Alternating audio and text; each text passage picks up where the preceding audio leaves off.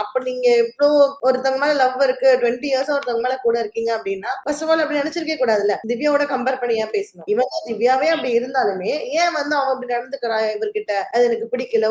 அவரு என்ன மறந்துட்டு போறாரு. அதெல்லாம் வந்து இட்ஸ் ராங். அவங்க கூட பாத்தீங்கன்னா ரீஷேர் பண்ணிருப்பாங்க ஸ்டோரியில. யாரோ வந்து போட்டத இந்த மாதிரி வந்து திவ்யா வந்து தனியா சாண்டா தனியா இருக்கும்போது அழுதுட்டு இருக்கும்போது வந்து வேணுட்டே வந்து பிரஜன் கிட்ட சொல்லி விடவே இல்ல. அவங்க கிட்டே வச்சுக்கிட்டாங்கன்ற மாதிரிலாம் திருப்பி ரீஷேர் பண்ணதெல்லாம் வந்து அது நல்லாவே இல்ல. சாண்ட்ரா வந்து கட்டி பிடிச்சதுல திவ்யா சொன்ன மாதிரி ஒரு ஜெனியூனிட்டியே இல்ல அந்த இடத்துல. அது ரொம்ப வந்து ஐயோ ஐயோ பிரஜன் போயிட்டாரே இப்ப நான் போனா நல்லா இருக்காதே அப்படின்ற மாதிரி போயிட்டு பண்ண மாதிரிதான் இருந்துச்சு ஒரு பர்ஃபார்மன்ஸா. அது வந்து சுத்தமா ஜெனியூனாவே இல்ல. எனக்கு என்னமோ ஒரு நல்ல ஒரு சைட்லயே வந்து தெரிய மாட்டாங்க சாண்ட்ரா. அது ஏன்னு எனக்கு தெரியல. மேபி சில பேருக்கு ஒரு கண்டஸ்டன்ட் பிடிக்காது. எனக்கு என்னமோ பிடிக்காதுன்றதை தாண்டி ரொம்ப ஃபேக்கா இருக்காங்களோ அப்படின்னு இருக்கு. இன்னைக்கு அப்புறம் தெரிஞ்சது. இல்ல அதேதான் எனக்குமே அதேதான். அதாவது டூ ஃபேஸ்ட் மாதிரி இருந்தது. I'm not sure whether the word so strong. But அதுதான் அப்படிதான் தெரியுது. ஏன்னா இப்போ வெளியே போய் அந்த நீங்க சொல்ற மாதிரி நான் அதை பார்க்கல. பட் நீங்க சொல்றீங்க அவங்க நிறைய ஸ்டோரி வச்சிட்டு இருக்காங்கன்னு நான் கேள்விப்பட்டேன். பட் அந்த மாதிரி ஸ்டோரி வைக்கிறாங்க, உள்ள வந்து திருப்பி பேசுறாங்க, மறுபடியும் நாளைக்கு வெளியே போயிட்டு பேசுவாங்க. அன்னைக்கே பாத்தீங்கன்னா ஸ்டேஜ்ல போய் ஒரு மாதிரி பேசுனாங்க, உள்ள ஹக் பண்ண வரும்போது ஒரு மாதிரி பண்ணாங்க. சாண்ட்ரா பொறுத்த வரைக்கும்